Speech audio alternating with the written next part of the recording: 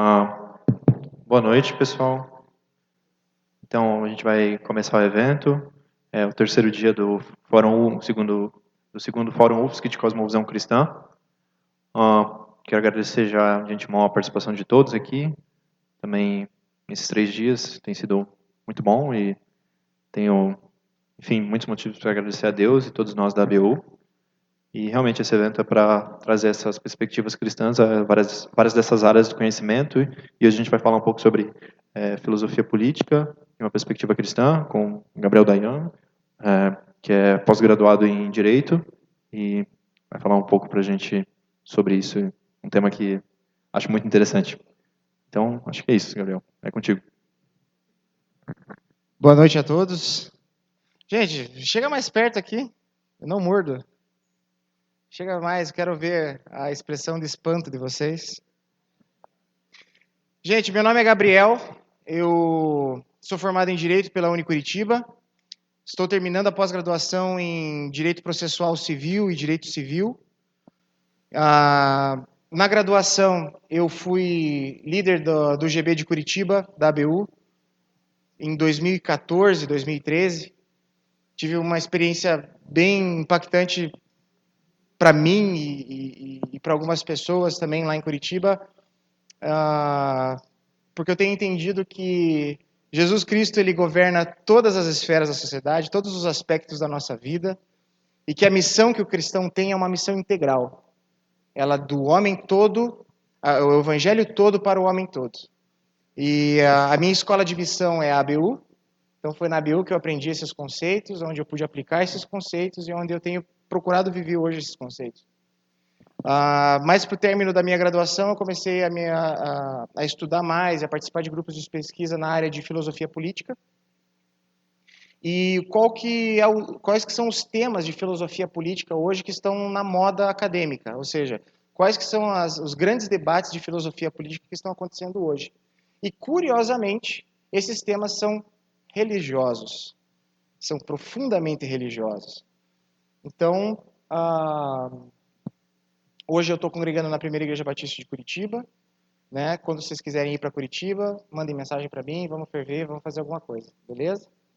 Vamos lá. O nome da palestra é Cosmovisão Cristã e Filosofia Política, ou, enfim, como é que foi? Perspectivas cristãs em filosofias políticas, né? Por que isso? Porque nós vivemos numa época hoje que nós somos muito tentados a vincular a nossa identidade a uma ideologia política, seja ela de direita, seja ela de esquerda, seja ela em cima, abaixo, seja ela denominacional, teológica, enfim, porque na modernidade nós temos procurado vincular a nossa identidade com alguma coisa que nos traga algum bem, algum significado. Então, eu tenho entendido que a filosofia reformacional, especialmente que foi propagada por Abraham Kuyper e Herman Doivert na Holanda, alguns anos atrás, uns 100 anos atrás aproximadamente, ela tem algumas respostas que são muito úteis para a gente trabalhar hoje, como a gente vai lidar como cristãos na esfera pública, como nós vamos lidar com a forma onde nós procuramos significado, onde nós procuramos identidade, e nós vivemos, as nossas relações sociais são pautadas a partir disso, ou até mesmo como repensar políticas públicas à luz do Evangelho. Então, vamos lá. Mas a gente tem que começar. O que é uma cosmovisão? Cosmos vem de universo, né? E a gente vê no grego antigo, por exemplo, a Bíblia fala... Pode passar. Tá. Que, por exemplo, a gente vê que... como que eu posso falar isso? Na Bíblia, a palavra cosmos aparece várias vezes. Né? Você vai ver, por exemplo, que Deus amou o mundo de tal maneira. Mundo aqui é cosmos. Você vai ver que, por exemplo, várias partes da Bíblia são citadas essa questão, porque Jesus ele é o dono de todo o universo, ele é o criador de todas as coisas. Não existe nada que fica fora disso. E a cosmovisão, no nosso contexto hoje, tem várias interpretações. Né? Tem primeiro os não cristãos. O Nietzsche talvez você vai perceber que esses três últimos, né, que é o Nietzsche, o Wittgenstein e o Foucault, eles já têm uma visão bem do que a gente encontra principalmente na faculdade aí, né? Que a cosmovisão é muito relativa, depende daquilo que você é a forma como você visualiza o mundo. Inclusive, esse retrato do mundo de Wittgenstein é interessante, porque na verdade o mundo é uma tela em branco que você pinta como você quiser. Essa é mais ou menos um pouco dos conceitos que estão elaborados aí.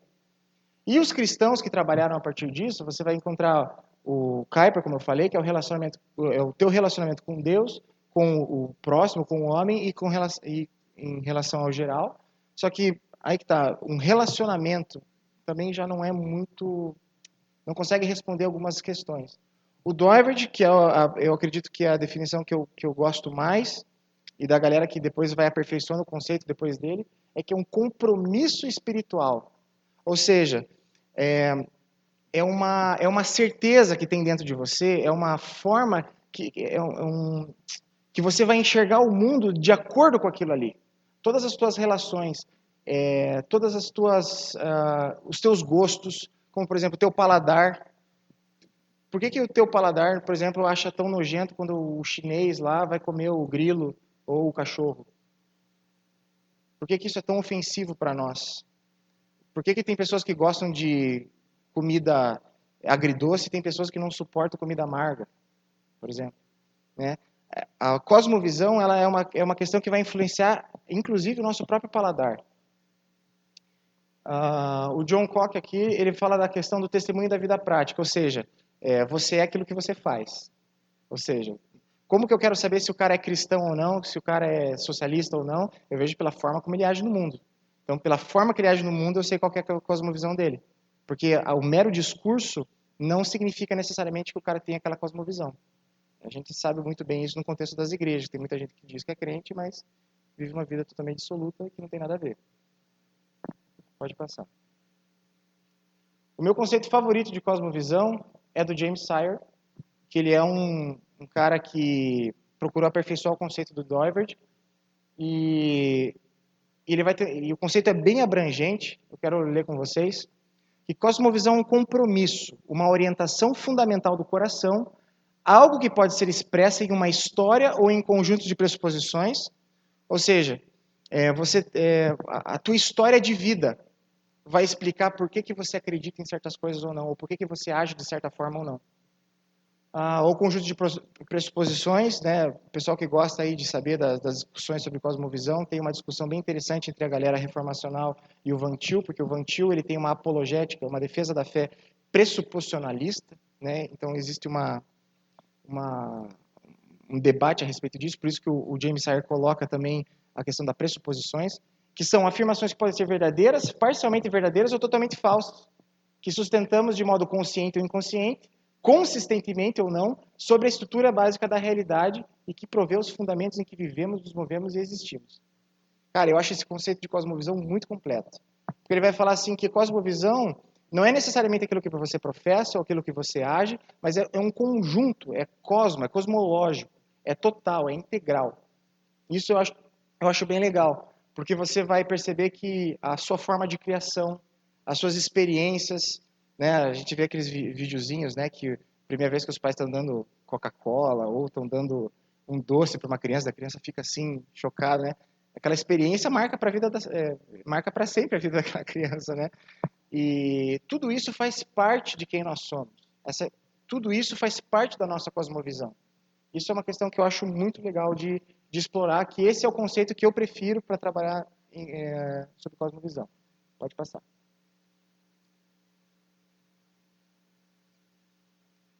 Então, cosmovisão cristã é uma forma que nós vamos utilizar também para tentar explicar o mundo ou conhecer o mundo de acordo com a palavra de Deus, de acordo com a Bíblia. Esse conceito de cosmovisão cristã, ele já é antigo.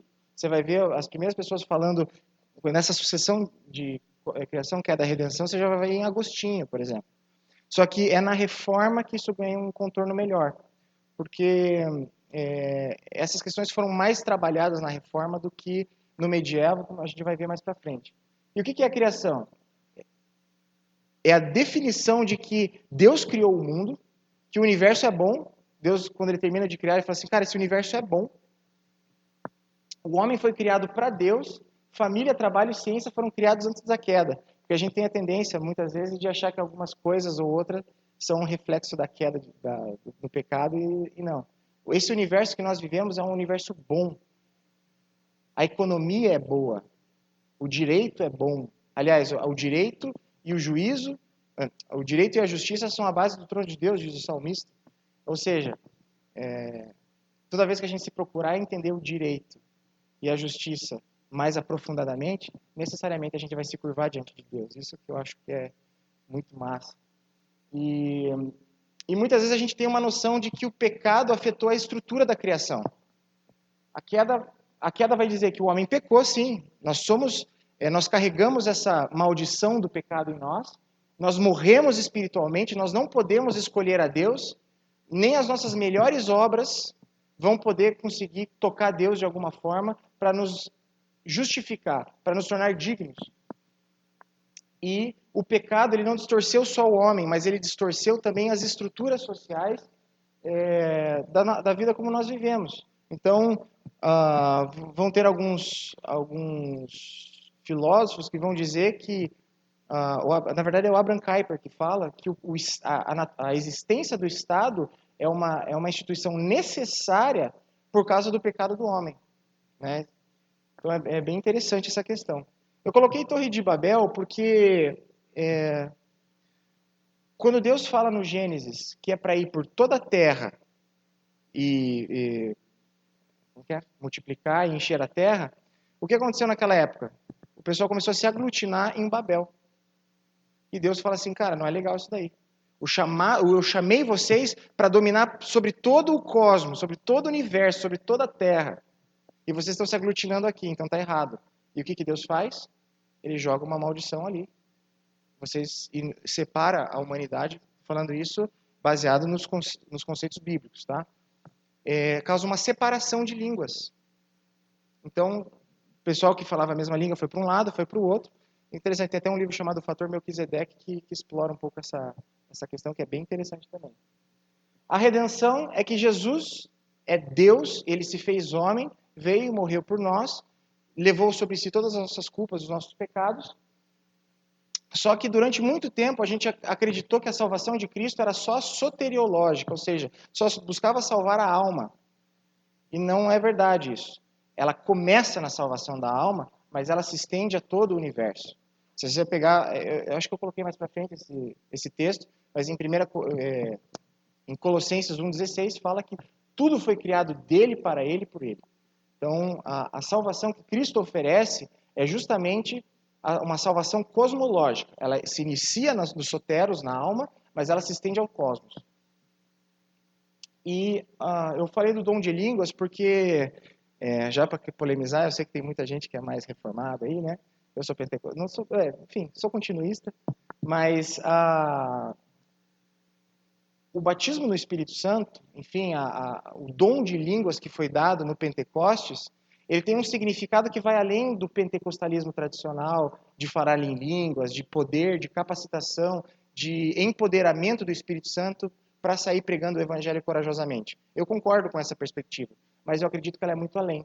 James K. Smith e muitos outros autores vão defender que o Pentecostes é uma capacitação do Espírito Santo para que o cristão possa atingir todas as línguas que existam, para que o cristão possa, diferente de Torre de Babel, que onde Deus veio com separação, as línguas agora falam que eu posso falar em todas as línguas, seja da ciência, seja do direito, seja teológica, seja, enfim.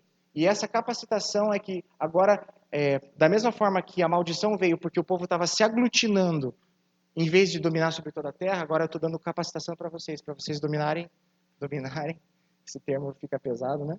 Mas assim, para vocês manifestarem a glória de Deus por tudo, por todo o cosmos, né? E a redenção, ela conclui no Shalom. Eu vou falar mais disso no final. Pode passar.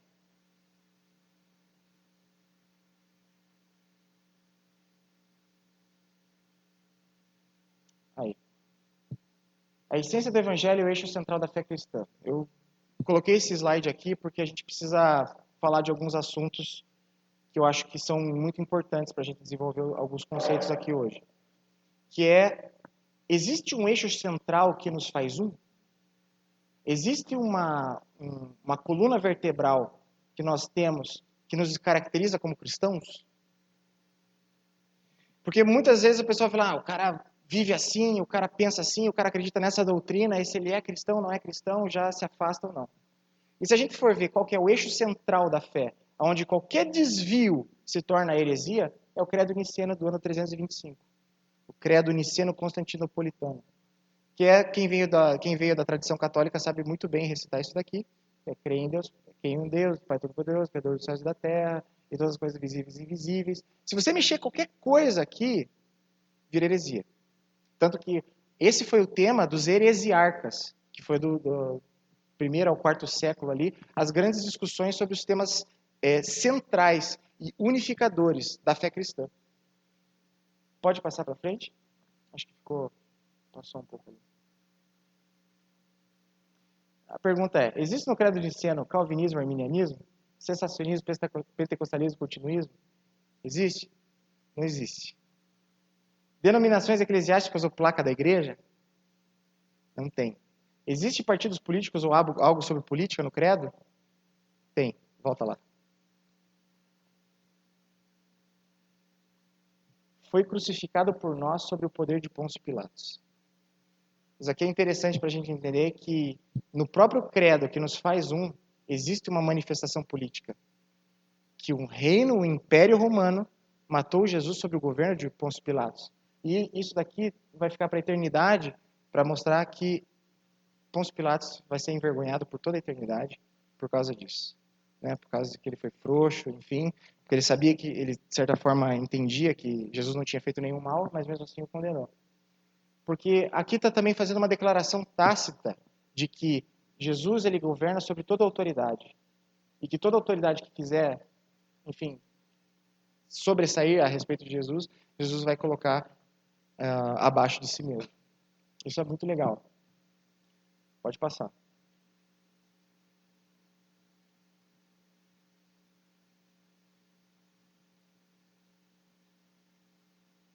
Então, aqui eu só fiz uma apresentação sobre... e aqui que nós entramos na parte de filosofia política mesmo, né? Porque existe na confissão de fé, existe na Bíblia muitas coisas a respeito de política que a gente precisa... que é interessante a gente saber. A primeira delas é que filosofia, que é apreço pela sabedoria, amor pela sabedoria, amigo da sabedoria, enfim. Política é arte, técnica ou ciência da organização, direção e administração da polis, cidade, governo e nação. Ou seja, a política são as nossas relações sociais, ou como nós gerimos as nossas relações sociais. Ciência, enfim, e técnica, então, uma sistematização a respeito para você conseguir determinado fim, ou uma produtividade melhor ou maior. Pode passar. Se eu for muito rápido, pode falar. Se quiser interromper, pode interromper. Tem uma galera menor aqui, dá para a gente bater um papo legal. Só que, legal. Principais filosofias políticas hoje. Hoje, no debate acadêmico, nos doutorados, pós-doutorados aí, a gente tem percebido que existe um roteiro, existe um padrão de discussão, de debates acontecendo na academia entre vários autores. Eu coloquei Kinlica e o Coises, que o Kinlica é um autor secular, que depende da pluriformidade social, e o Coises ele é reformacional. A primeira linha política que é muito utilizada é o utilitarismo, que é a questão de querer causar o maior bem da melhor forma, da forma mais fácil, que possa trazer o maior bem possível, né? Jeremy Bentham, John Stuart Mill e Peter Singer. Peter Singer é interessante porque ele é extremamente utilitarista. Ele talvez seja o utilitarista mais radical e principalmente nas discussões que envolvem aborto ou direito animal, Peter Singer é um dos maiores autores da área. Ele defende, por exemplo, uma filosofia, eu poderia chamar de primitivismo, em que ele defende que os animais e os seres humanos estão na mesma categoria de direitos. Por exemplo, no direito civil, a gente sabe que existe a personalidade jurídica. Pessoa física, pessoa jurídica. Né? Os seres humanos eles são pessoas físicas, Mas tem uma categoria, né, antigamente eram os semoventes, né, que eram os animais, em que também tinha uma certa característica de direito, e ainda nas faculdades de direito a gente tem dificuldade de saber qual que é o tipo de pessoa, né? Se bem que é difícil falar isso, porque, querendo ou não, os animais eles são sujeitos afetivos, os animais eles sofrem, e como que a gente vai conseguir lidar com isso? Garantir direitos só que daí a gente garante esses direitos e daí falta direito para os humanos, enfim, daí fica aquela discussão também. E o Peter Singer, ele é muito brutal nesse sentido, porque ele vai defender que ele vai literalmente desumanizar o ser humano de uma forma bem radical. Próxima linha. Eu estou usando o Química, né, para discussão, porque é o que o pessoal tem usado bastante aí na faculdade de Direito, principalmente no critério de filosofia política. O igualitarismo liberal, a gente poderia colocar como, por exemplo, o estado de bem-estar social, o welfare state, né? Ou seja, é mais ou menos o que a gente, mais ou menos, pode dizer que é a Constituição brasileira, que defende a propriedade privada, em tese, o mercado, mas vai defender também um Estado que também possa buscar uma postura de bem-estar na sociedade e vai relativizar o direito de propriedade, mas não vai proibir o direito de propriedade. Né? O igualismo liberal, você vai ver o Dworkin, o John Rawls, como os principais proponentes dessa linha. Né? Então, os bens primários, né, esses daí devem ser buscados em oferecer eles para toda a sociedade. Pode passar. Vou passar só rapidamente pelas linhas políticas, só para dar uma... O libertarianismo, acho que grande parte do pessoal conhece aí, tem muito Instagrammer, pastor famoso aí defendendo essas linhas, que é o Ludwig von Mises, é o Robert Nozick e o Milton Friedman, que é também, alguns deles são da escola austríaca de pensamento econômico, em que eles se focam exclusivamente no indivíduo como o átomo da sociedade. É o atomismo social. Então, tudo é do indivíduo, tudo é para o indivíduo, e qualquer tentativa de relativizar os direitos do indivíduo, buscando uma espécie de coletividade qualquer, isso daí é o grande Satã, isso é o mal. Então, o Estado é o vilão e o negócio é ser livre e explorar economicamente e livremente. Né? Passa. Marxismo-comunismo, acho que não preciso falar, acho que a realidade de todo mundo aqui na universidade sabe que essa é uma das linhas majoritárias dentro da universidade hoje. Toda a sociedade é repensada, todas as linguagens que nós utilizamos hoje são baseadas no marxismo e nos ideais marxistas e comunistas, né? Ou seja, que resumindo a filosofia marxista, é que a realidade é dividida num dualismo, né? Então tem a superestrutura e a infraestrutura. Na superestrutura estão todas as esferas sociais, igreja, Estado, mercado, enfim, e todas as pessoas que estão na superestrutura buscam ter o controle dos meios de produção. Então, essa luta de classes pelo controle dos meios de produção é o que gera o capital, e geram as brigas, e gera todo o mal que há no mundo. Então, como que nós vamos ter uma sociedade sem problemas? É acabando com a luta de classes e tornando todo mundo igual. Esse é o comunismo, explicado de forma bem rápida. O Marshall Berman tem um livro bem interessante chamado Tudo que é sólido se desmancha no ar, que é uma das frases clássicas do Manifesto Comunista. E querendo ou não, eu não sou marxista, mas quando a gente percebe a nossa forma de conversar hoje, quando a gente percebe, de certa forma, como as estruturas sociais estão colocadas hoje, a gente vai perceber que a nossa sociedade é muito enfática, a nossa sociedade é muito marxista. Por isso que se fala do conceito de marxismo cultural. Eu, particularmente, não gosto desse conceito, porque o marxismo cultural, como é falado hoje nas redes sociais, ou o pessoal que fala, é como se fosse um grande balaio, que tudo que é ruim da sociedade, tudo que é relativista, joga ali dentro é marxismo cultural. Não. Primeiro porque Marx não falava nem um pouco sobre questões de gênero, por exemplo. Ou pelo menos, que eu não me lembro, não falou sobre isso. Então você vai perceber que Marx, na verdade, ele reduzia tudo a uma questão econômica. Então as relações de capital, as relações comerciais é que definiam a sociedade. É bem reducionista nesse sentido. Tanto que o paraíso marxista é um mundo onde não existem relações de capital. Né? Próximo. Feminismo. Feminismo hoje já é uma linha consolidada da filosofia política, de repensar a sociedade por causa analisando questões de gênero. Então, o feminismo hoje tem 3 linhas majoritárias, né? A primeira onda da Mary Wollstonecraft, ela questionava o poder divino dos maridos, porque quando houve a Revolução Francesa, teve o Edmund Burke, que é do pensamento mais conservador, enfim, e o Edmund Burke ele trouxe aquele livro, Ensaios sobre a Revolução Francesa, eu não lembro, é esse o nome, né? Não lembro, é mais ou menos assim o nome desse livro. E ela leu esse livro e porque nesse livro fala muito do que na Revolução Francesa se questionava o poder divino dos reis. Então agora a gente precisa nos livrar do clero, nos livrar dos nobres e ter agora uma sociedade mais democrática, enfim, igualdade, fraternidade e tal. E a Mary Wollstonecraft, ela defendia justamente de você questionar esse poder divino dos maridos também. Então, se a gente está nessa igualdade de gêneros, então a gente precisa começar a questionar algumas estruturas básicas da sociedade, como a família. Começa bem suave aqui. Por isso que muita gente confunde cristianismo com feminismo da primeira onda. E eu acredito que não. Porque a Mary Wollstonecraft é uma das primeiras que, inclusive, influenciou muitas mulheres no período... Eu não lembro agora qual que é o ano, mas acho que, se não me engano, é 1800 e bolinha por ali, ou início de 1900, me falha a memória agora, mas já de defender conceitos como Deus a Mãe, né? Então, já defendendo, incentivando essas posturas assim. Então, eu particularmente acredito que existe muitas vitórias sociais que o feminismo da primeira onda trouxe, tenho que reconhecer, né, de igualdade de gênero, mas existe um pouco de divergência com o cristianismo que nós podemos chamar de reformado ortodoxo aí.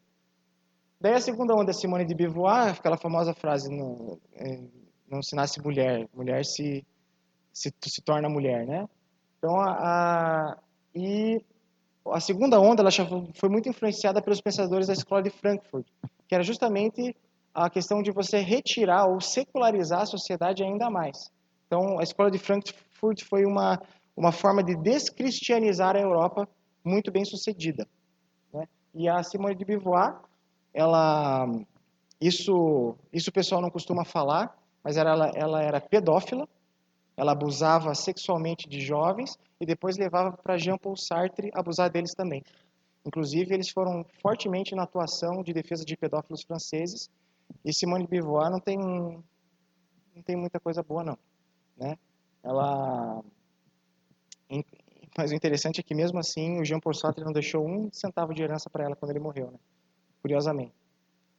E a terceira onda, que é a Judith Butler, eu estou terminando de ler um livro dela chamado Feminismo e a Subversão da Identidade, em que ela entende que a política ela relativiza tudo.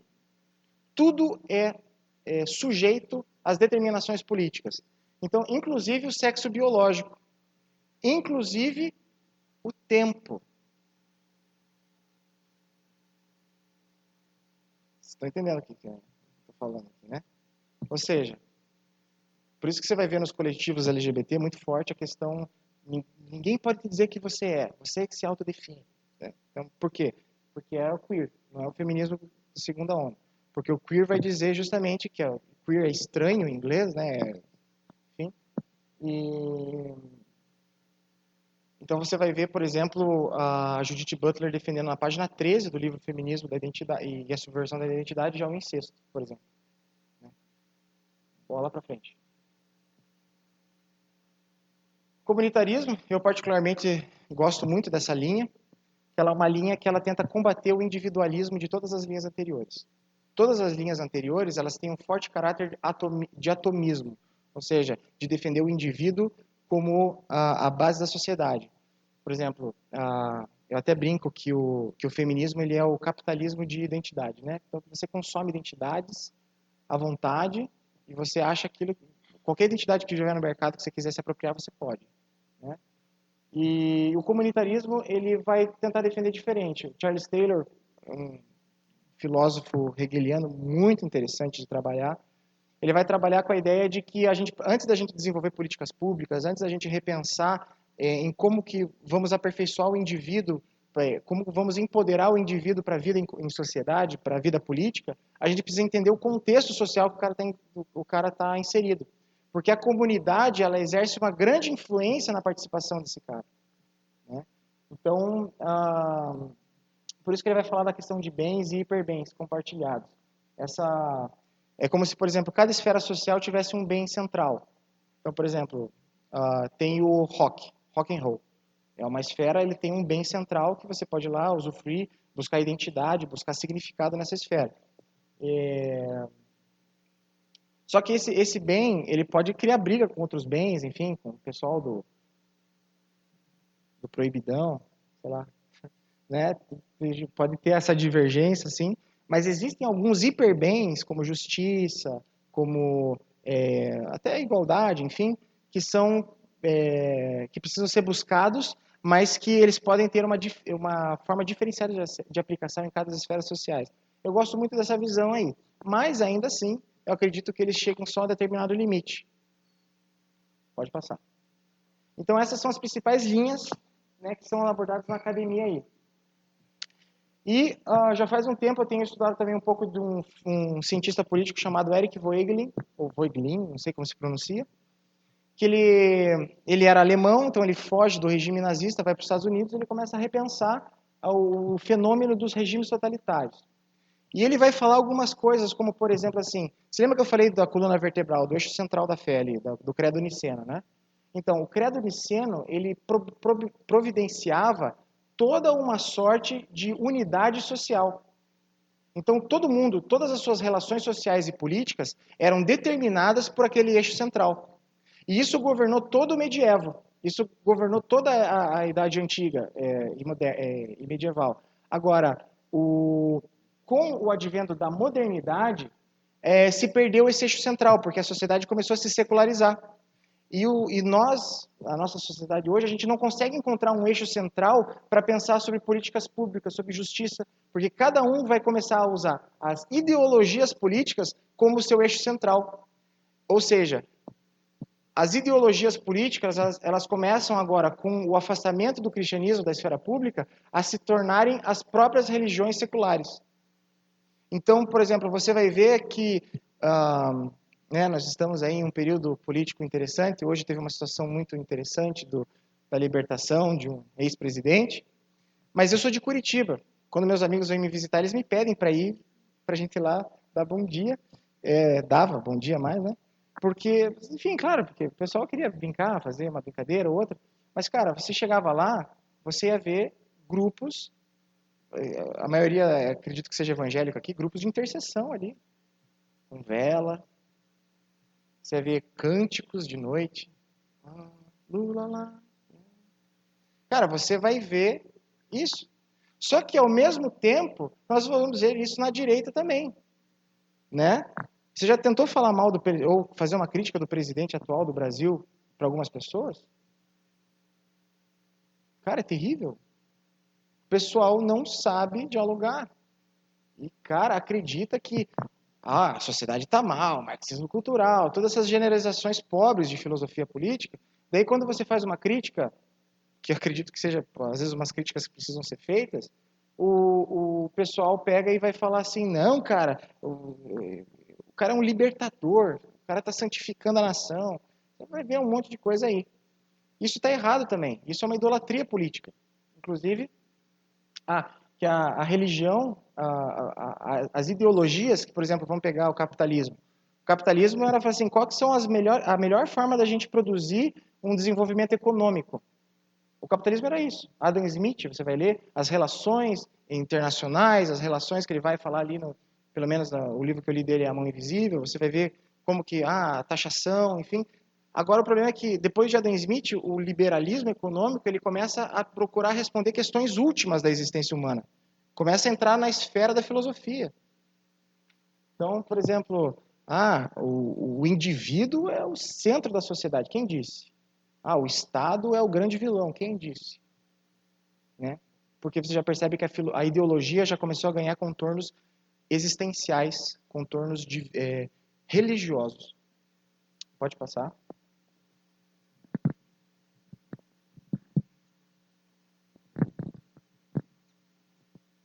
David Koizes, ele é um cientista político canadense. Ele escreveu um livro muito bom, aquele livro que você não pode deixar sem ler, que é o livro do Visões e Ilusões Políticas. Ele vai procurar fazer exatamente isso, uma análise cristã de todas as ideologias, reconhecendo as coisas boas e ruins de cada uma delas. Sabe aquele papo bíblico tradicional de reter o que é bom? Em resumo, é isso. E ele é engraçado porque cada capítulo, isso aqui é cada capítulo do livro, vai falar que o liberalismo, diferente da reforma que defende a soberania de Deus, vai defender a soberania do indivíduo. Né? Ou seja, o indivíduo não pode ser limitado pelo Estado, não. O indivíduo tem que ser livre para poder consumir e para poder produzir capital livremente. Conservadorismo, a história como fonte das normas. Então, quando você vai pegar você vai ver que existe, tem um movimento conservador muito forte agora vindo aí, e fala assim, nossa, no passado era top, nossa, hoje é tudo mimimi, modinha, hoje é geração fraca, não sei o quê, como se no passado fosse tudo maravilhoso, né? Tem um livro de um cara de esquerda norte-americano chamado Mark Lilla, que escreveu A Mente Naufragada, onde ele fala sobre o espírito reacionário. Né? Eu particularmente sou conservador, mas o conservadorismo ele também é uma ideologia. Tem muita coisa que acontece dentro da igreja, dentro da sociedade, que é um desvirtuamento do conservadorismo. Tanto que eu acredito que a perversão do conservadorismo se chama-se reacionarismo, que é você querer trazer o passado como se com aquela ideia meio de saudade, de saudosismo. Isso. O nacionalismo é quando o cara idolatra a nação, né? Não preciso falar muito sobre nacionalismo. Né? No Brasil nós tivemos o integralismo, na Alemanha nós tivemos o nacionalsocialismo. E qual que era a ideia? A ideia de que a nação, o conceito de raça, é principal. E então assim você tem uma certa nós somos o povo eleito. Então nós somos o povo de Deus. Você vai perceber aí que tem muito de nacionalismo, inclusive dentro das igrejas. E é errado? Não, necessariamente. Nós precisamos ter um certo caráter nacional. Né? A nossa própria existência, de certa forma, depende disso um pouquinho. Mas o problema é quando essas questões começam a se perverter. Né? A democracia, todo mundo acha que é a melhor forma de governo do mundo, vox populi, vox dei, né? Quantos abusos políticos, sociais não foram cometidos em nome da democracia, né? Enfim, deixo esse questionamento para vocês. E o socialismo, a salvação pela propriedade comum. Então, acabou as relações de capital, estamos salvos de todo pecado. E daí ele pega e defende esse conceito, que quando uma ideologia ele começa a ganhar contornos existenciais últimos, ela se torna uma idolatria. Porque a idolatria, ele vai defender que é um ato de isolar um elemento da realidade, seja ele qual for. Ou seja, pode ser uma pessoa, pode ser a figura do presidente, pode ser a tua namorada, pode ser, sei lá, um carro, e você achar que isso vai te proporcionar significado último de existência. Que se você tiver isso, então seus problemas acabaram, ou você vai descansar. Né? Você vai... toda a sua vida vai orbitar em cima disso. Isso é uma idolatria. O Tim Keller tem uma definição muito boa de idolatria, mas, enfim, eu esqueci de colocar, porque ela é bem mais simplificada, mas ela vai dizer mais ou menos isso, que a idolatria é quando uma ideologia, uma teologia ou qualquer outra coisa nos proporciona significado último, que nós encontraríamos, na verdade, somente no absoluto, que é Deus. Próximo. Como evitar cair no pecado da idolatria política? Ou nesses absurdos? A primeira questão que nós precisamos repensar é sobre a ordem criacional. Porque nós já possuímos ideologias internas e nós não nos damos conta disso. Quando a gente começa a estudar filosofia política ou teologia ou filosofia, a gente começa a perceber pela multiplicidade de ensinos como muitas vezes nós estamos presos em uma determinada corrente ou uma determinada linha. Passa para frente. E acredito que tem a visão grega, que é a visão clássica, mas talvez esteja mais próxima da gente a visão medieval, que é o dualismo medieval natureza-graça. Pode passar.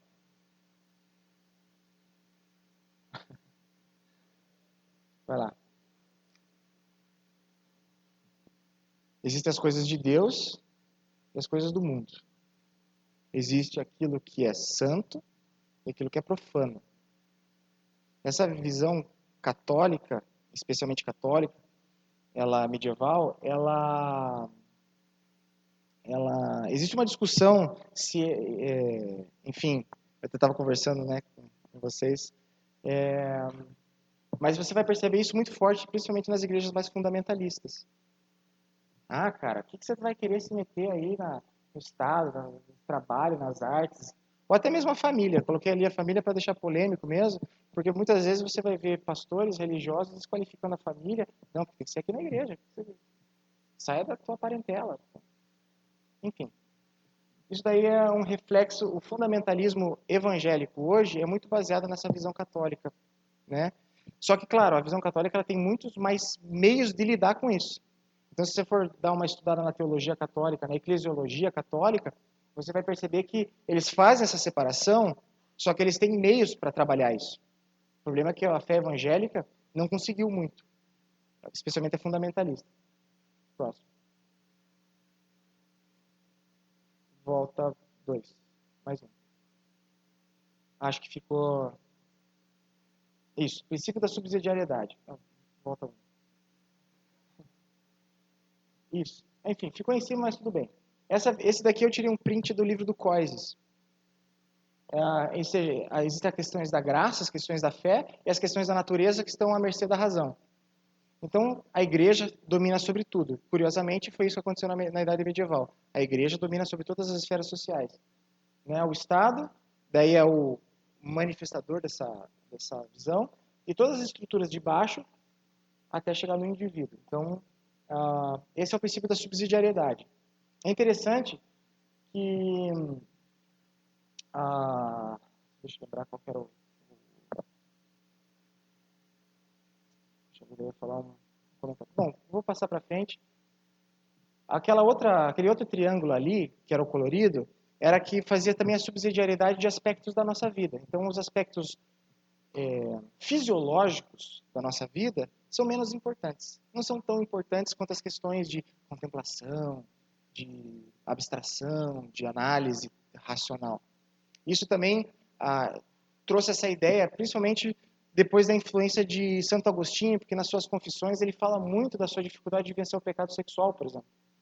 Então, a Igreja Católica ela absorveu muito dessa, como se então a santificação sexual fosse então o máximo da santificação, fosse o ápice da vida com Deus, enfim. E essa visão católica medieval, ela, como eu falei, se você for estudar a doutrina católica, ela te dá subsídios de você lidar de uma forma melhor com isso. Os caras têm essas teologias há mais de 1000 anos, 1500 anos. Né? Então é bem melhor trabalhado. Só que quando houve essa secularização, e o período que nós vivemos hoje, nós absorvemos muito dessa cultura católica, mas nós não sabemos como lidar com esse dualismo. Né? Você vai, por exemplo, ver a Gazeta do Povo, que é o jornal lá de Curitiba.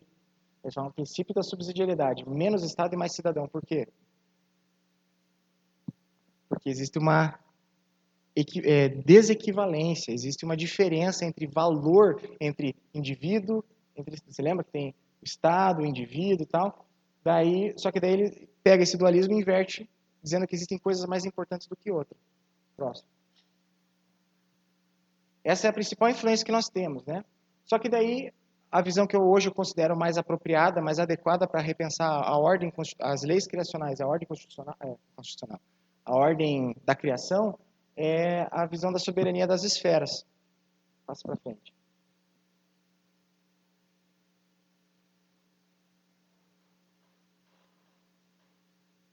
Tá bonitinha, né? Foi um amigo meu que fez, o Guilherme.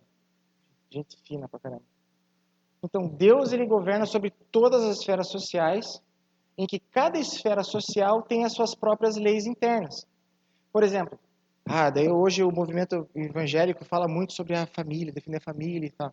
Só que se a gente pegar os princípios da família e aplicar ao Estado, nós vamos ter alguns nomes, inclusive, para isso. Nepotismo ou até mesmo dinastia. Não tem que aplicar o princípio da família no Estado. Não. O Estado é uma esfera soberana em si mesma. Se você pega, por exemplo, esses dias eu estava vendo um pessoal falando sobre isso, que quando você tenta usar os princípios da família no mercado, isso também é errado. Porque, por exemplo, você é meu amigo, então eu vou fazer um preço mais barato para você. Não. O mercado é a regra de demanda e procura. Você quer consumir 3 toneladas do produto que eu estou vendendo, então eu vou te dar um desconto. Não é porque você é meu amigo ou não. Sabe? Enfim. Então é uma discussão aí que dá pano para manga, mas eu acho muito legal repensar essa questão de você respeitar cada esfera na sua própria soberania. Então, por exemplo, música do mundo, né, que é o contexto que muita gente, o pessoal fala. Não existe música do mundo, música sacra. Existe, na verdade, música em pecado e música que glorifica a Deus. Da mesma forma que existe música em pecado sendo cantada dentro da igreja, né? Até porque a minha vitória vai ter sabor de bacon.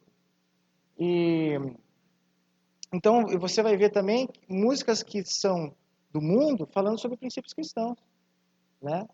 Só que aí que tá. Dentro do princípio da soberania das esferas, você não vai tocar música de fora da igreja dentro da igreja. Você vai tocar música de adoração a Deus dentro da igreja. Entendeu? De respeitar a esfera de cada coisa, mas entender que Deus governa sobre todas as coisas. É nesse sentido. A visão reformada, né? Próximo. Leis criacionais. Ficou pequeno, mas eu fiz o meu TCC em Direito sobre Introdução ao Pensamento Justo Filosófico de Hermann Doiver, que é o principal cara que trouxe o conceito de soberania das esferas para dentro de uma noção de hermenêutica e dentro de epistemologia. A ideia, mais ou menos, é o seguinte, que eu sou Gabriel, existe, vamos dizer que um prisma epistemológico aqui, e nesse prisma eu me divido em várias frentes. A biológica, psíquica, lógica, histórica, linguística, social, econômica, justiça, estética, ética. Todos esses aspectos são modais, digamos assim, fazem parte daquilo que eu sou. Então, a glória de Deus, dentro da visão reformada, é justamente, neocalvinista, é justamente essa, de você glorificar a Deus no teu aspecto ético, no teu aspecto estético, no teu aspecto de justiça, na forma como você se relaciona com o outro, enfim, econômica, social, tudo. Existe toda uma filosofia, toda uma forma de repensar a vida, a realidade a partir desses aspectos, né? E a plenitude, o shalom, é quando você vive tudo isso na glória de Deus. Então, você pode perceber que não tem necessariamente uma visão política aqui, mas uma visão de integralidade, de totalidade, né? E qual que é o problema? O problema é que o pecado, ele vai distorcer, ou vai procurar perverter cada um desses aspectos. Então, por exemplo, eu já fui líder de jovens também, já tive uma experiência pastoral bem forte na ABU, lá de Curitiba, e muitas vezes você vai aconselhar, vai fazer alguma questão, e o cara te confessa um pecado, ou o cara fala alguma coisa para você, e você pensa assim, não, cara, então vamos te afastar desse problema. Só que às vezes o que está causando o que está reiterando aquele hábito de pecado ou coisa, é um problema de uma outra ordem. É um problema de uma ordem financeira. Às vezes o cara tem uma questão financeira mal resolvida, e daí o cara pega e isso vai repercutir na forma como ele lida na sua estética, sei lá, no seu corpo, enfim. Então, assim, a realidade ela é muito mais complexa. A gente tem a tendência de achar que existem caminhos fáceis. E não. A realidade, você precisa tentar procurar fazer uma análise integral, uma análise completa da realidade que está diante de você, para entender, cara, que nem eu falei do marxismo cultural. Cara, marxismo cultural é um reducionismo, é uma interpretação rasa. Se você quer realmente interpretar a questão com profundidade, você vai procurar entender o aspecto histórico daquelas pessoas, você vai entender a língua. Por exemplo, você pega o desenvolvimento da teologia alemã, por exemplo. Cara, Volkswagen, Zeitgeist. Você vai pegar vários... a gramática alemã, ela permite você criar conceitos. Então, o alemão, ele pensa de forma conceitual. Agora, você vai pegar outras línguas que trabalhar conceitos é difícil, porque às vezes a linguagem dos caras é em barulho. Né? Já viu aqueles povos? Então, como que você vai conseguir trabalhar? Você vai conseguir aplicar da mesma forma que você evangelizaria um alemão, você evangeliza um povo daqueles que a linguagem é diferente? Não, você vai procurar avaliar todos os aspectos para conseguir entender o que realmente está de errado ali, onde que está o problema, e procurar resolver essa questão. Passa aí. É interessante, porque muitas falam, Gabriel, isso daí é filosofia, isso daí é... Claro, é filosofia, sim, mas em Jeremias 31, de 25 a 26, fala que se a minha aliança com o dia e com a noite não permanecer e eu não mantiver as leis fixas do céu e da terra... Cara, olha só que legal isso daqui. Existem leis fixas no céu e na terra. E cabe a nós, inclusive, eu não lembro qual que é o texto agora, a referência, mas fala que a glória de Deus está em esconder as coisas e a glória dos reis está em descobri-las. Descobri-las. O verbo está certo. Né? Enfim. Descobrir essas questões. E eu acredito que muito do problema que nós temos hoje é que nós temos preguiça. Nós temos preguiça de fazer um estudo aprofundado de determinadas questões, seja por medo de ser taxado de coxinha, ou por medo de ser taxado de esquerda, ou medo por ser taxado de fundamentalista ou liberal. Porque se a gente for procurar fazer uma análise mais aprofundada do nossa área de atuação, seja na odontologia, no direito, nas ciências sociais, enfim, nós vamos sair do comum, nós vamos sair do usual e nós vamos fazer algo que realmente vai trazer resposta para aquele lugar de atuação. Então essa que é a grande questão da gente começar a se aprofundar mais no tema, procurar ser mais profundo no diálogo e na hora de solucionar os problemas, porque daí nós vamos fazendo com isso trazer santificação ou trazer o shalom de Deus para aquele contexto. Próximo. Frase clássica do Abraham Kuyper, não podia deixar. Nenhum espaço do nosso mundo mental pode ser hermeticamente selado em relação ao restante, e não há um único centímetro quadrado em todo o domínio da existência humana sobre o qual Cristo, que é soberano sobre tudo, não clame é meu. Essa frase aqui é espetacular. E ela significa exatamente isso. Nós podemos acessar os segredos da medicina, da engenharia, do direito, porque foram pré-estabelecidas, foram fixas por Deus, e nós podemos nos aprofundar nelas e encontrar a solução para esses problemas. Você vai conversar com muita gente de direita e o cara vai falar assim, não, cara, o problema é os marxistas. Só que se você for ver a história do marxismo, você vai ver que os marxistas eram... Hitler, inclusive, eu sei que argumenta de Hitler, né? Mas Hitler, no seu livro Mein Kampf, ele falava que chamava os comunistas, os marxistas, de profetas sociais. Por quê? Porque os caras chegavam lá na indústria lá do burguês e falavam assim, cara, se você continuar trabalhando assim, você vai morrer, você vai ficar mal, e daí depois a tua esposa e teus filhos pequenos vão ter que vir trabalhar aqui, pode ver, tem um monte de crianças trabalhando aqui. Então vamos lutar por direitos. E daí o cara olhava e falava assim, é verdade. Tanto que, se a gente for estudar no direito constitucional, existem os direitos constitucionais de primeira, segunda, terceira geração, e os de segunda geração são os direitos sociais, né? Que são geralmente o artigo 6º e o artigo 7º da nossa Constituição. São ruins? Não. Pelo contrário, foram um avanço que os marxistas trouxeram. Só que qual que é o problema? O problema é que daí o marxismo se tornou uma ideologia política, uma idolatria política, uma idolatria religiosa, e a gente conseguiu perder a noção de cidadania. Inclusive, quem fala isso é um cara de esquerda, chamado Mark Lilla, que eu já citei, num livro Progressista de Ontem e Progressista de Amanhã. Ele vai falar justamente isso, que hoje as políticas de identidade, o feminismo, o marxismo hoje, e até mesmo agora os movimentos mais de reação conservadora, são movimentos que estão retirando da sociedade a noção de cidadania. É bem interessante. O progressista de ontem e o progressista da manhã. Eu discordo de muita coisa dele, mas é o Mark Lilla que fala aquela famosa frase que foi a esquerda que elegeu o Trump. Né? Ele era um democrata, não sei se era, qual era o cargo político dele, mas ele era um democrata norte-americano. Próximo. Estou falando bastante, tá? Estou tentando correr, né? Enfim, mas... E como eu sei que a maior parte do pessoal aqui é cristão, eu quero falar de alguns desafios que nós temos hoje e que nós precisamos encontrar respostas para isso. Né? Passa para frente. Primeiro, o desafio da unidade da igreja.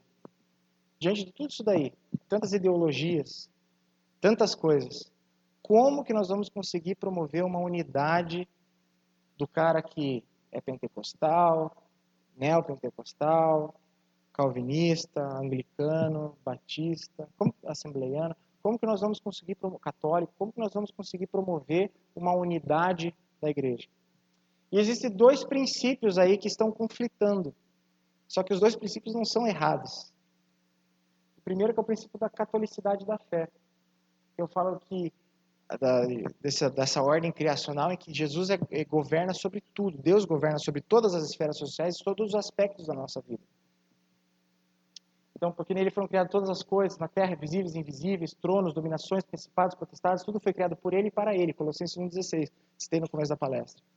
Esse princípio porque a gente se perdeu muito, tanto que os católicos eles acusam, e eles estão certos nessa acusação, de que o secularismo, essa questão de retirada do cristianismo da esfera pública, foi aberta por causa dos protestantes. E é verdade. Essa crítica é verdade mesmo. Né? Claro que não proposital, mas o reflexo social da reforma protestante foi essa.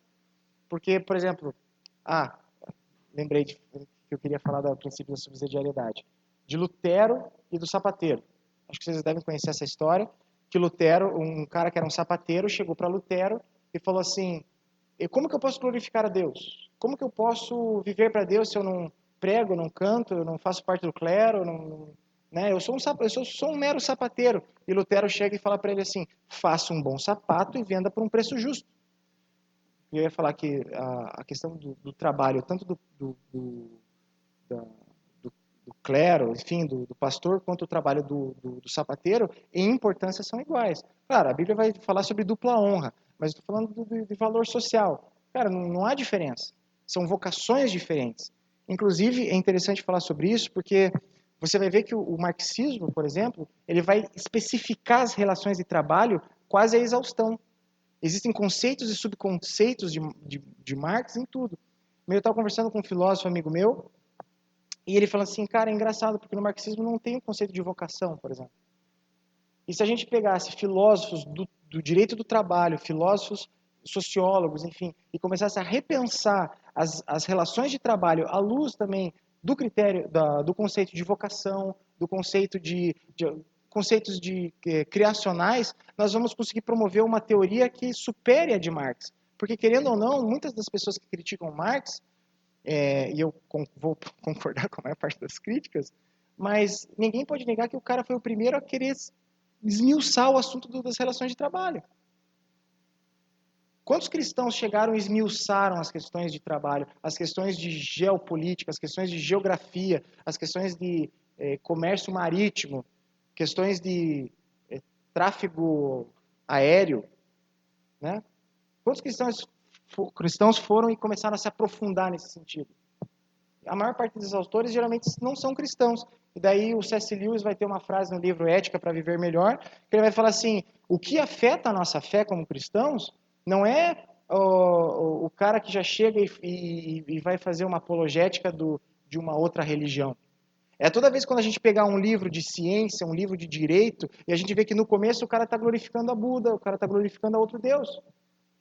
E se cada cristão, na sua área de atuação, começar a ser profundo, profícuo, escrever sobre tudo, escrever sobre detalhes, escrever sobre coisas que vão realmente solucionar o problema, todo o pessoal que olhar e falar assim, nossa, esse cara é cristão, esse cara é relevante, esse cara está fazendo um negócio bom, a gente vai quebrar os muros do evangelismo. Porque o que está acontecendo hoje?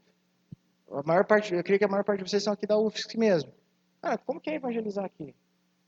O cara já tem um escudo dessa grossura contra qualquer assunto do evangelho que você vai chegar para ele.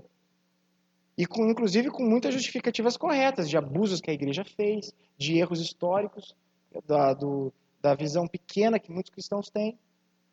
E Deus vai falar assim, pois é, e aí?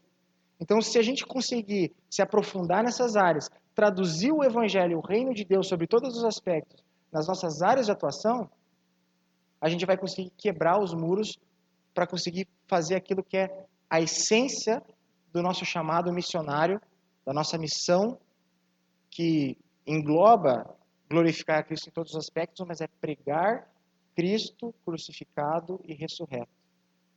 Que Jesus é o Senhor. Esse é o centro. Tem muita gente que fica nessa pira aqui e se perde. Fica muita missão, e esquece Cristo. Isso daqui é na verdade tudo subterfúgio para que a gente possa chegar para as pessoas e falar que Jesus Cristo é o único Senhor e Salvador, né? E o princípio reformador é eu peguei os textos mais da guardar-se da corrupção, porque querendo ou não, nós estamos vivendo em um mundo decaído. O pecado veio e afetou as estruturas da realidade, as esferas sociais, como eu falei ali na queda, criação, queda, redenção. Então a gente precisa estar sempre vendo que muitas vezes ideias boas podem ter resultados horríveis. Como eu falei sobre a democracia. Quantos erros já não foram cometidos em nome da democracia, né? Então, o princípio santificador da reforma, ela foi causando muitas especialidades. Então, passa o próximo quadro. Então, você vai ver algumas palavras relativas a cada uma delas. Por exemplo, uniformidade, catolicidade. Vai ter um papa lá em cima, geralmente, para definir o que é certo e o que é errado, o que é a doutrina certa, qual é a ortodoxia. Totalidade, concentração, subsidiariedade. Né? Você vai pegar todas as coisas e vai colocar uma ordem, uma sistemática em todas elas. Né? Mas também vai ter a unidade, vai ter a abrangência, ou seja, universalidade, né? E rigidez.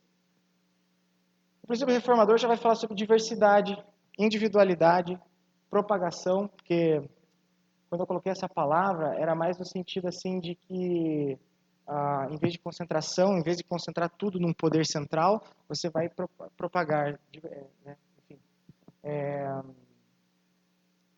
muito sectarismo, né? Você vai ver, por exemplo, isso é um pecado que os reformados têm muito, que é de, tipo assim, se você não confessa a fé de Westminster, você não é crente. Né? Eu gosto da confissão de fé de Westminster, uso para muitas pesquisas, inclusive eu fiz uma palestra com a minha mãe sobre violência contra a mulher, a gente usou a confissão de fé de Westminster, amo de paixão, sou grato aos reformadores, mas muitas vezes a gente vai ficando tão especialista na nossa própria doutrina, na nossa própria ideologia, que a gente fala assim, se você não acredita então que o mercado tem que ser livre, cara, sai daqui. Se você não acredita então que o Estado, cara, você é coxinha. Tá? Então a coisa vai se estreitando.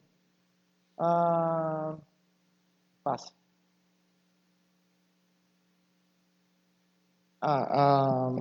Então, existe essa questão da catolicidade do Evangelho, dessa universalidade de Deus, mas também existe a questão de se guardar da corrupção que há no mundo. Então, a gente precisa saber como ficar nesse meio sem excessos, mas conseguir um lugar onde a gente consiga glorificar Deus a partir disso. O Pedro Dutti não preciso falar, né? Muita gente conhece aqui. Reduzir a identidade de uma pessoa à sua militância política é um processo tanto de empobrecimento pessoal quanto de soterramento social. Porque muitas vezes a gente fica tão ortodoxo que, inclusive, um dos maiores teólogos liberais, que é o Paul Tillich, ele falou que muitas vezes a ortodoxia não passa de mera idolatria. Né? No livro História do Pensamento Cristão, se eu não estou enganado. Eu não sou liberal, pelo contrário, né? Mas é verdade. Quantos erros não foram cometidos em nome dessa igreja histórica? Quantos erros não foram cometidos em prol da ortodoxia? Né? Então, nenhuma de nossas responsabilidades diferenciadas esgota em quem nós somos, pois nós somos imagem e semelhança de Deus. Ou seja, a imago Dei, o conceito teológico de imagem de Deus, imago Dei, né? Que inclusive é a base dos direitos internacionais, dos direitos humanos da Declaração Universal de Direitos Humanos, 1940. Enfim, é isso aí. Não lembro a data, mas é isso aí.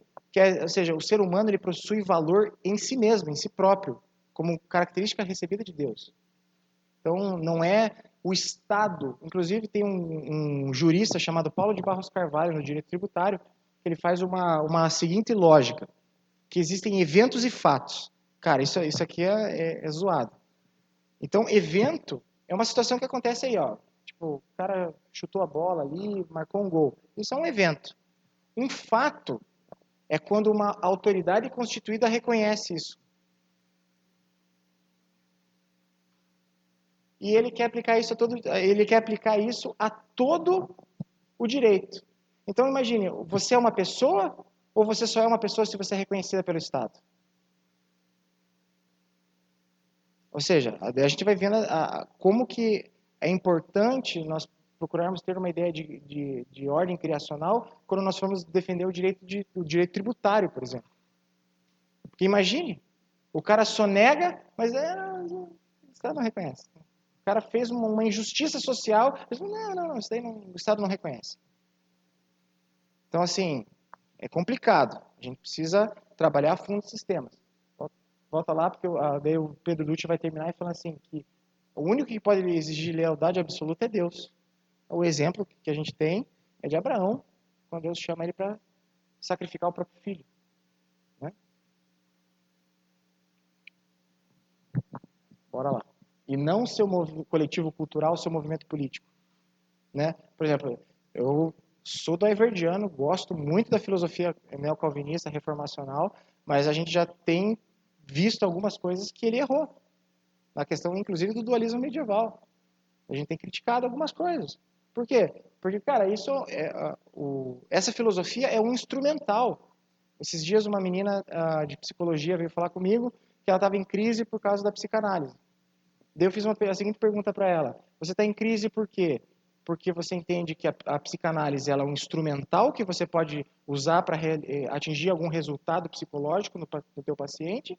Ou você está usando a psicanálise como forma para ler todo mundo e toda a realidade que você vive? Ela ficou assim, né? Porque aí que tá. São instrumentais. Pode ser que daqui uns 100, 200 anos surja algo melhor. Mas eu acredito que para o tempo que nós estamos vivendo hoje, essa filosofia é muito adequada. É muito boa para a gente trabalhar. Aliás, não é de hoje, né? Você vai ver que isso daí começa desde Calvino, passa por Altúzios, vem mais uma galera aí, Bavinck, Doivert, Kuyper, enfim, tem uma galera aí. Pode passar. Conclusão. Shalom. E que, havendo por ele feito a paz pelo sangue, enfim, é Colossenses 1:20, né? Enfim, que por causa daquilo que Jesus fez na cruz, vai lá.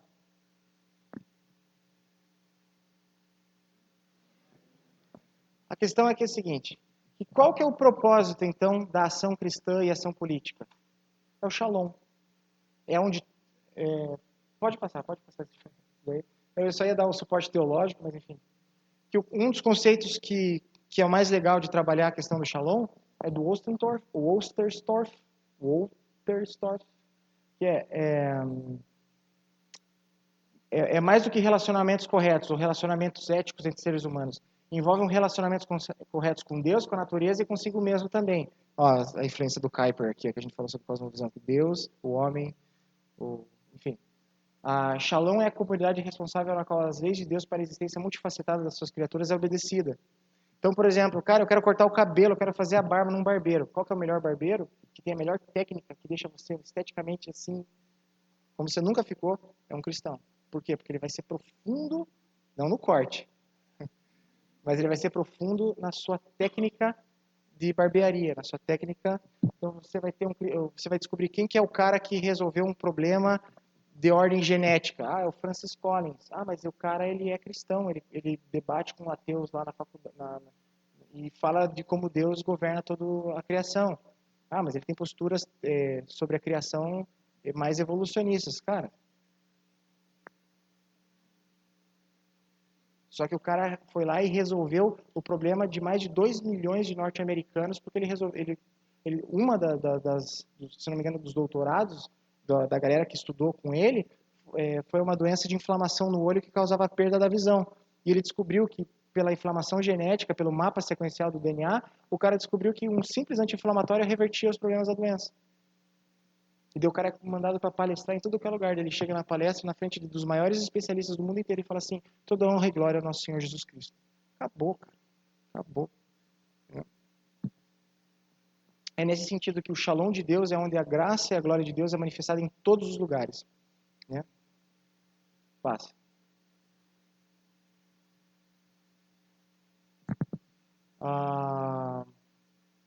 Essa é uma frase grande que eu coloquei do Pedro Dutti, mas que me marcou muito no final da leitura do livro dele, Fé Cristã e Ação Política. Pode passar. Que é o conceito de que a ação cristã, política e social, ela é côncava e convexa. Né? A ação cristã é convexa, ela vem de Deus. Ela vem da demanda de Deus, ela é missio Dei, é a missão de Deus, dada por Deus. Ela toca a terra, estabelece o reino, manifesta o Shalom e volta para Deus em adoração. E a ação humana é côncava, ela inicia nas nossas necessidades, nos nossos desejos, em nós. Ela toca a igreja, toca ali o reino espiritual e depois termina mesmo e morre na praia, ou morre depois que acabou e enfim. A grande questão é que se a gente for agir como cristão, a gente não tem que ter muita esperança nos nossos planos e nas nossas questões, mas na ação que Deus está fazendo no mundo, na redenção, no drama das Escrituras que Deus que estabeleceu, está contando, essa narrativa que Deus está contando e que nós fazemos parte dela. Nós fazemos parte da história de Deus. Né? E é nessa história, nessa narrativa, se lembra do James Sire, no conceito de cosmovisão, como uma narrativa, né? É nessa história de Deus que nós encontramos significado, nós encontramos salvação, nós encontramos respostas para os dilemas que nós estamos passando. Mas isso não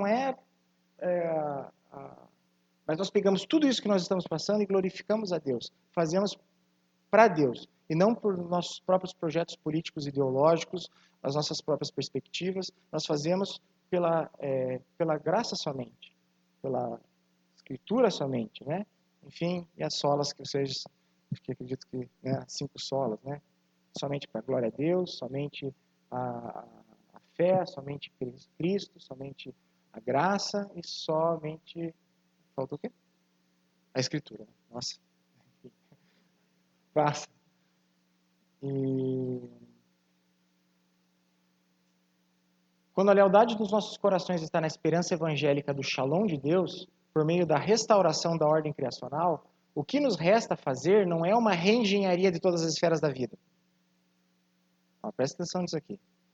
Antes, precisamos fazer com que cada domínio, sob a nossa responsabilidade, volte a obedecer a Deus e satisfazer-se nele.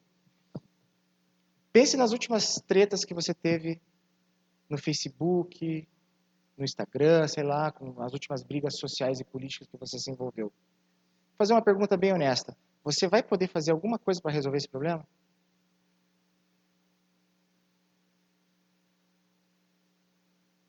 Vai conseguir fazer alguma coisa? Então, o que você está se preocupando com isso? Aquela questão de primeiro arrumar a gaveta de meias para depois fazer o resto, é tipo isso aqui. Onde que eu estou? Eu, Gabriel. Hoje eu estou estudando questões de direito canônico, direito eclesiástico e responsabilidade civil da igreja em frente a problemas.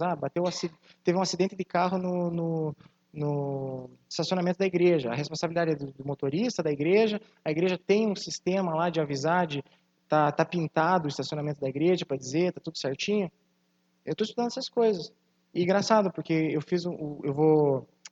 No final do mês agora, eu estou indo para Belém do Pará defender um artigo chamado A Obrigatoriedade do termo de adesão ao voluntariado para o convênio entre o poder público e as organizações religiosas. Esse é um artigo que eu fiz, para a necessidade de ética da relação de compliance, de prestação de contas, de medidas anticorrupção, dentro de convênios entre o poder público e as organizações religiosas. E a importância que o termo de voluntariado serve justamente como essa medida de compliance. E daí você vai perceber que, daí quando eu postei isso no Facebook, uma pessoa de uma organização cristã que trabalha que é a Cristolândia, né, lá de Curitiba, já o pessoal entrou em contato comigo porque tem interesse, porque eles estão também envolvidos com as ações sociais lá de Curitiba, e eles têm interesse em saber como que eles podem aperfeiçoar o termo de voluntariado para evitar que haja responsabilidade. Por exemplo, sei lá, vamos dizer que um cara estava noiado lá e agrediu uma voluntária. É uma situação que pode acontecer. Enfim, isso está sob a minha responsabilidade. Eu posso lidar com isso. Eu posso lidar com as coisas da minha casa. Eu posso lidar com a missão universitária que eu estou aqui. Então, eu estou aqui na UFSC. Então, eu posso ser um missionário aqui. Eu posso resolver os problemas que estão aqui. Existem pessoas carentes ali da graça de Deus, mas às vezes é só carente financeiramente, ou carência de fome, ou fisiológica, e eu posso resolver. Isso está sob a minha responsabilidade. Isso acalma muita gente. Porque daí a gente para de, por causa da ideologia, querer resolver as questões existenciais e tentar... E daí a gente fica nervoso, fica criando briga e tal. Cara, isso não é a minha responsabilidade. Agora, tem cristãos que já estão na parte de fazer reengenharia de todas as esferas da vida, né? Estão, por exemplo, se você for pegar o Guilherme de Carvalho lá e for ver as 12 teses sobre pluralismo social que ele fez no blog dele, e que é uma das medidas de políticas públicas e direitos humanos da Secretaria da Mulher e dos Direitos Humanos, lá da Damares, que ele tá fazendo lá, é justamente repensando na questão da reengenharia social, para a glória de Deus. E isso está sob a responsabilidade dele agora. Então a gente tem que orar por ele, tem que estudar, fazer críticas e procurar aperfeiçoar junto com ele, né? Então, por exemplo, você é da medicina, né? Você, cara, o que está sob a sua responsabilidade? Tá, a medicina é desse tamanho. Mas a minha parte aqui é sobre a... Qual que é a tua parte? Tá na graduação, mas tá, depois da residência, você pretende fazer o quê? Medicina de família, né? Então, cara, já vai estreitando, já vai estreitando. E ali você vai poder manifestar o shalom de Deus e a glória de Deus. Estudando a fundo e trazendo respostas que as pessoas falam, puxa vida, realmente essa resposta é melhor. Né? Fala pra frente. Muito obrigado. É isso aí. Se quiserem fazer perguntas, dúvidas, estamos aí, cara. Eu quero ver treta, quero ver sangue, brincadeira. Mas, cara, perguntem, por favor. Muito legal. Perguntas, pessoal, críticas também, se você não gostou. Desce a lenha. Pode fazer. Quem? Não, ele não vale. Peraí.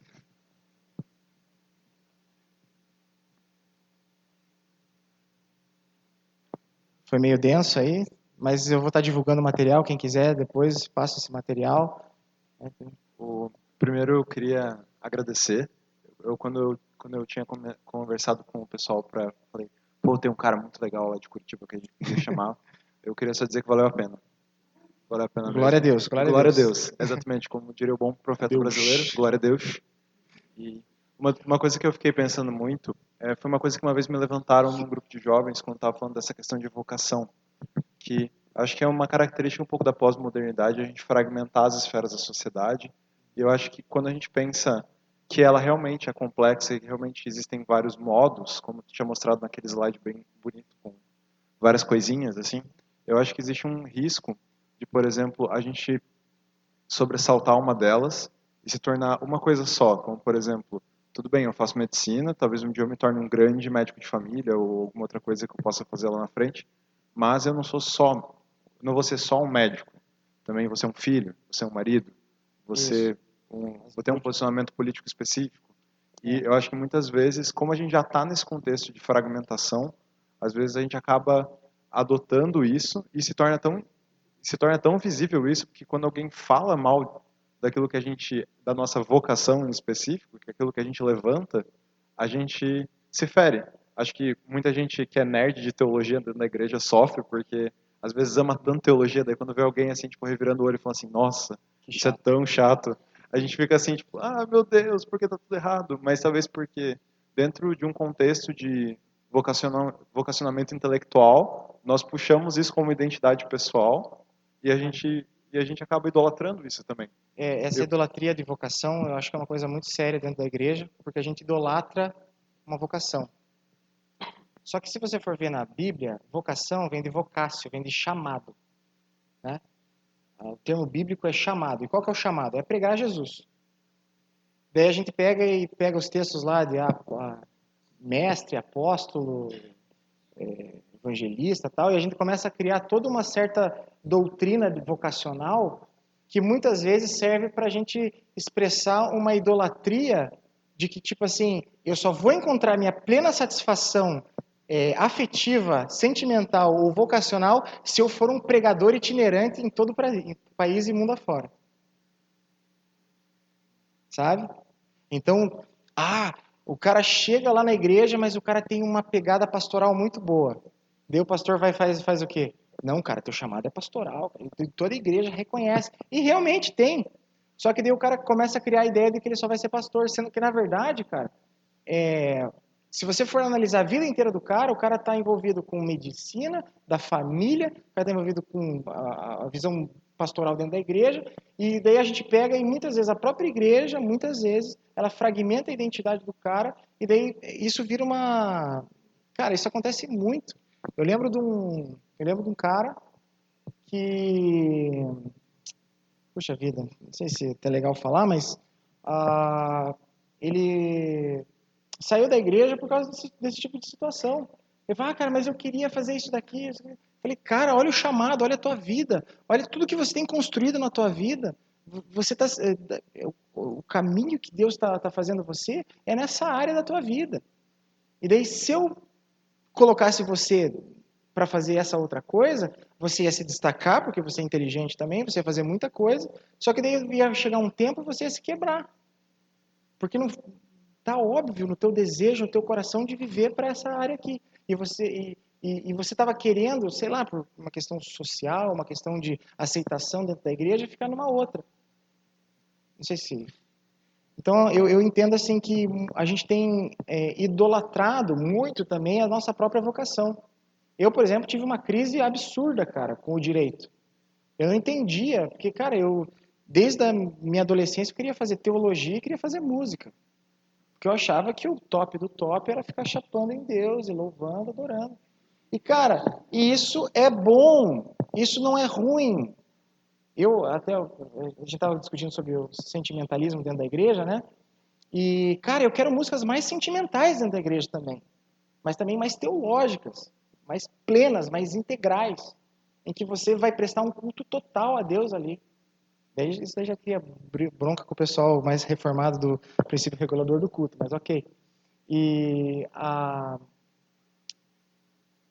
Mas eu vejo assim que a gente esqueceu que o chamado, a vocácio, ela é pregar a Cristo crucificado e ressurreto. O resto, aonde você estiver, aquele texto que eu citei do Dutti, aonde você estiver, você vai glorificar a Deus. Porque a tua vocácio vem antes de qualquer ação política. A tua vocácio, a tua fidelidade a Deus vem antes de qualquer ideologia política. Vem de qualquer esfera social. Deus está acima de todas as esferas sociais. Então a tua vocácio é Cristo. O que você vai fazer com o resto? Amém. Às vezes seja momentânea. Quantas pessoas passaram 40 anos na vida num deserto, depois passaram 40 anos em outro lugar, e daí, né, para citar o nosso amigo Moisés, cara, pode ser que o direito na tua vida seja só 5 anos. Pode ser que daqui a um tempo entre para um outro lugar. Mas eu tenho um ministério pastoral. Cara, não duvido.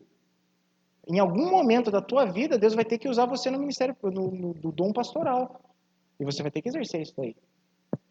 Por exemplo, aqui na faculdade mesmo, você começa a se envolver na liderança da BU, as coisas aqui, vão aparecer pessoas. Inclusive, eu estava na liderança da BU, chegou uma menina que tinha sido estuprada.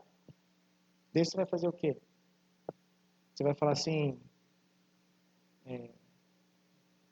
beleza? Não, você vai ajudar, você vai manifestar o dom pastoral. Então, assim, acho que essa ideia de leis criacionais e de vocação é a gente parar de idolatria da nossa própria vocação e entender que nós estamos onde nós estamos hoje como forma de glorificação a Deus. Enfim, também é um pouco da minha opinião. Se eu falei muito heresia, me desculpem. Mais alguém? Pergunta? Crítica? Depois o Bruno. Você falou algo que eu achei muito legal, que é a questão ali da escola de Frankfurt e a forma com que foi descristianizando a Europa. Eu nunca parei para pensar sobre esse ponto de vista e eu acho que faz muito sentido. Se puder falar um pouco mais, por favor. Tá.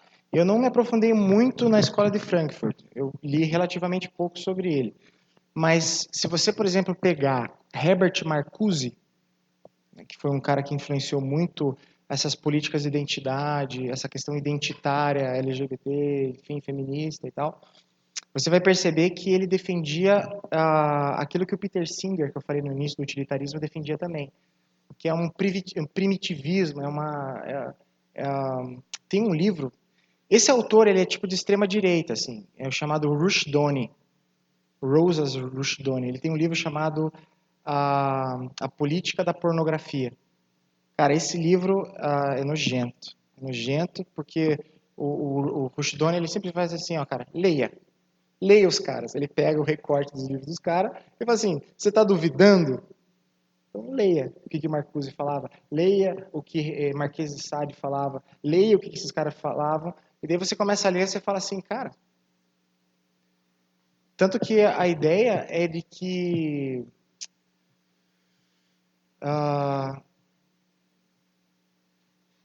eles já identificaram, porque na verdade, na própria Bíblia, se você for ver, se você for estudar Balaão, qual que é a forma de tornar Deus contrário ao próprio povo de Israel? É por meio do pecado. Então, quando você percebe que o discurso de Balaão, e daí você pega o discurso de Marquês de Sade, você pega o discurso de Marcuse, de Simone de Beauvoir, é justamente, vamos pegar a sociedade, inverter a ordem sexual, inverter as relações baseadas no sexo, inclusive, e vamos tornar essa sociedade a principal forma de dissolver a sociedade cristã. E é verdade. Eu concordo com eles que essa é a melhor forma de destruir a sociedade. Só que daí, qual que é a sociedade que eles propõem depois? Só que eles mesmos falam que é uma sociedade altamente desumanizada, com muita violência, da regra do mais forte, ou como diria o Nietzsche, o Übermensch, né? o super-homem, de que você faz aquilo que você é o centro de todas as coisas, a tua vontade de potência, você faz aquilo como se você fosse o Deus de si mesmo, que é a filosofia clássica do Nietzsche, né? Então, porque todas essas ideologias, elas encontram no Nietzsche Engraçado, tem no Equiomo, do Nietzsche, tem uma frase assim, que ele está falando como se tivesse possuído pelo Zaratustra, né? Ele fala assim, eu quero escrever a história e fazer a história como eu quero fazer. Então, tipo, eu quero reescrever a história como eu acho que deve ser feito, como a história deve ser contada. Então, você vai ver muita essa ênfase na ressignificação. Você vai ver a esquerda, especialmente identitária, muito forte nesse contexto de vamos ressignificar os conceitos, vamos trabalhar nessa questão de solução sexual, enfim, é mais ou menos nesse sentido. E a escola de Frankfurt eu não sei se foi o Habermas que falou que, não, enfim, isso daí é mais do direito, outra coisa, mas enfim, é mais ou menos nesse sentido, que eles estavam pensando em como descristianizar a sociedade europeia ou mundial. Tudo bem? Eu não ouvi, eu sou leigo no assunto, né? Mas eu não ouvi se comunitarismo ele é o mesmo significado de progressismo. Eu não sei se são conceitos opostos, se tem diferenças. Então, cara, é que no comunitarismo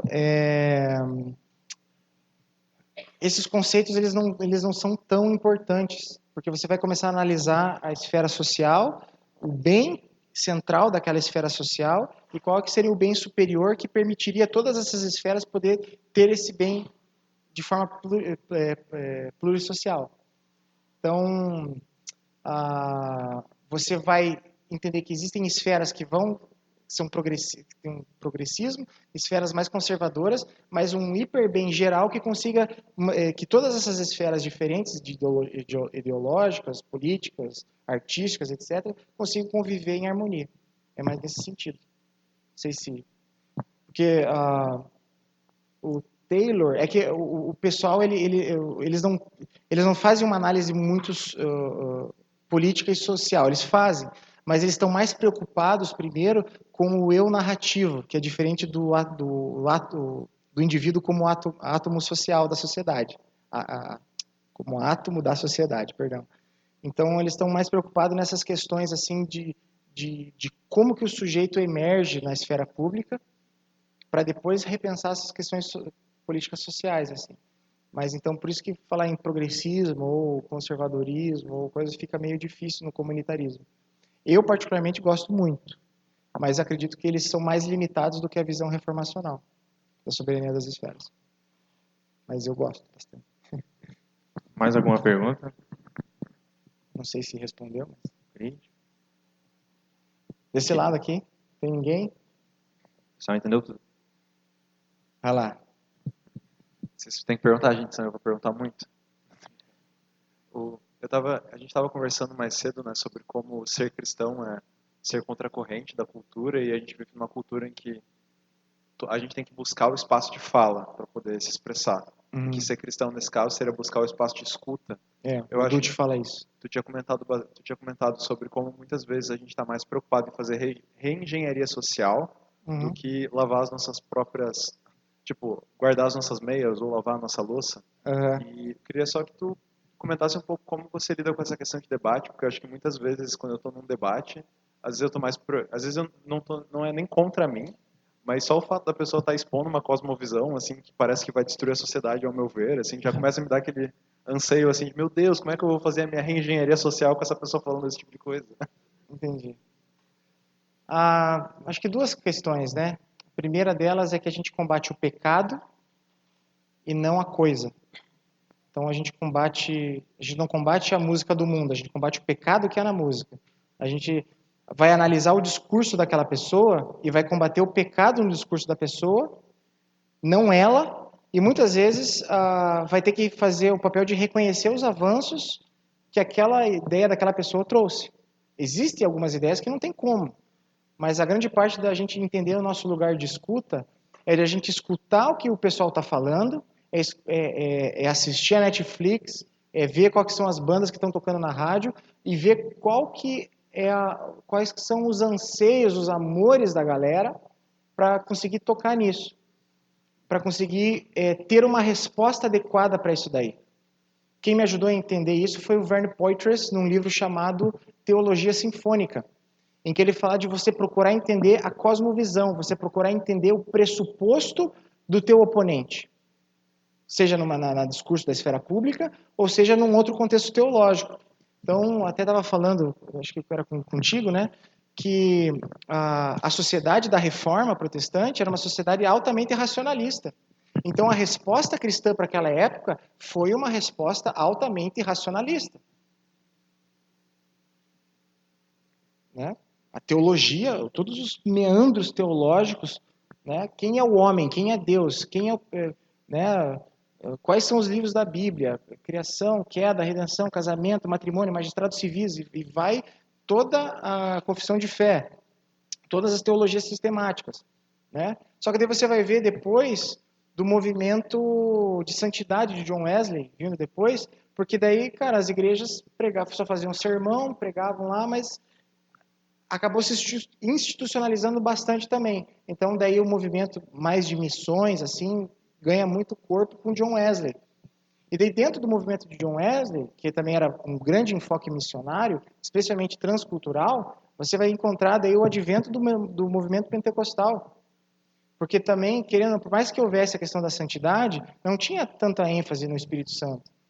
E tem uns teólogos agora, como John Frame, por exemplo, que eles têm falado muito sobre a perspectiva trinitária, tem o Van Hooser, né, também, que fala do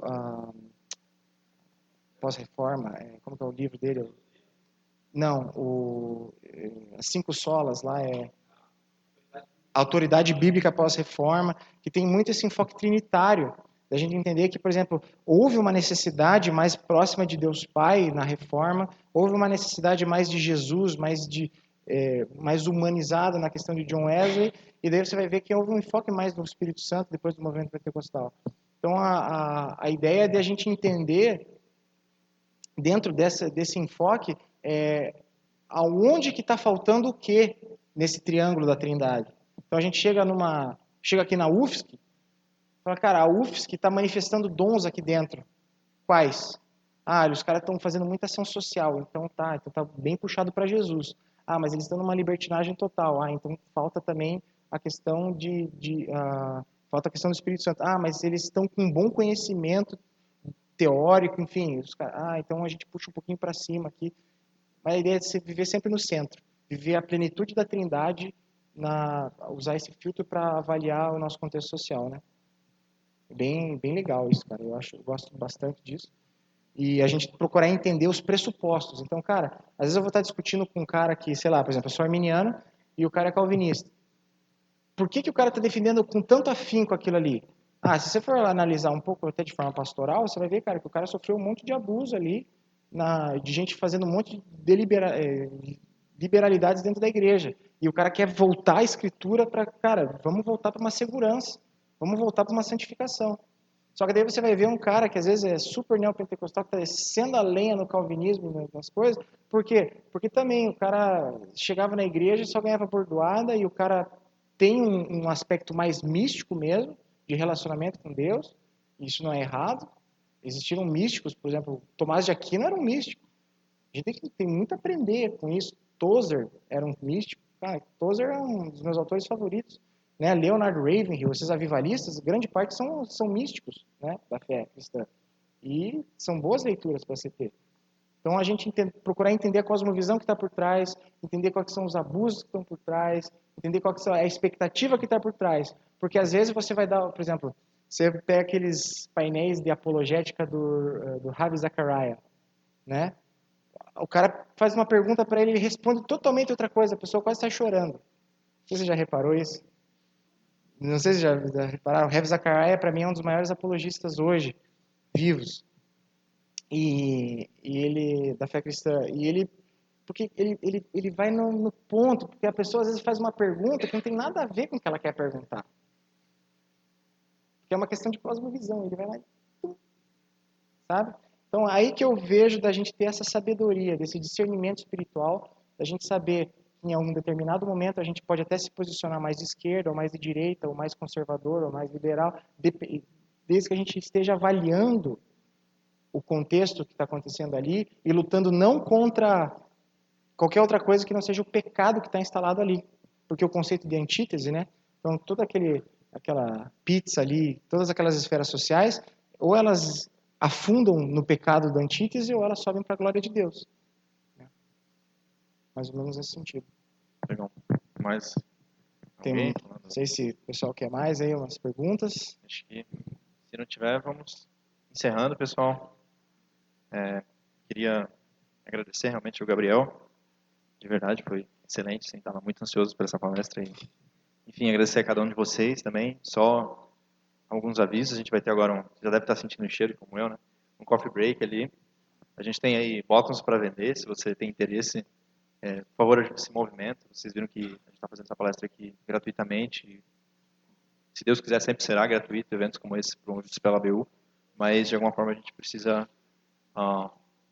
custear isso, né? Enfim.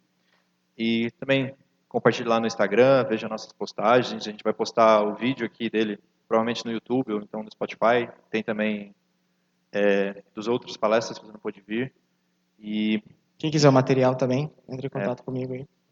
Pode perguntar lá para o pessoal no direct, a gente vai fazer essa ponte. E só orar para terminar. E aí, enfim, os pedidos. Senhor Deus e Pai, eu quero agradecer, Senhor, porque a gente teve esse término, Senhor, desse evento. Obrigado, Senhor, porque o Senhor esteve conosco. manifestando a Tua glória, manifestando a Tua sabedoria, Senhor, através dessas pessoas que estiveram aqui conosco nesses 3 dias. E hoje, para terminar, tivemos aqui o Gabriel, Senhor. Continua com ele nos estudos, Senhor, no que ele tem se engajado, no que Tu tens colocado sobre a autoridade dele, Senhor, para que ali ele manifeste a autoridade de Cristo, o Teu reino, Senhor, o Teu shalom. Esteja também com cada um, Senhor, que através dessa perspectiva a gente também possa ser engajado a buscar o Teu shalom, Senhor, para as diversas áreas do conhecimento aqui dentro dessa universidade, Senhor. Continua com essa missão, com a ABU, Senhor, e com todos os projetos que tens colocado aqui, Senhor. Em nome de Cristo, eu agradeço. Amém, Senhor. Amém. Amém, pessoal. É isso aí.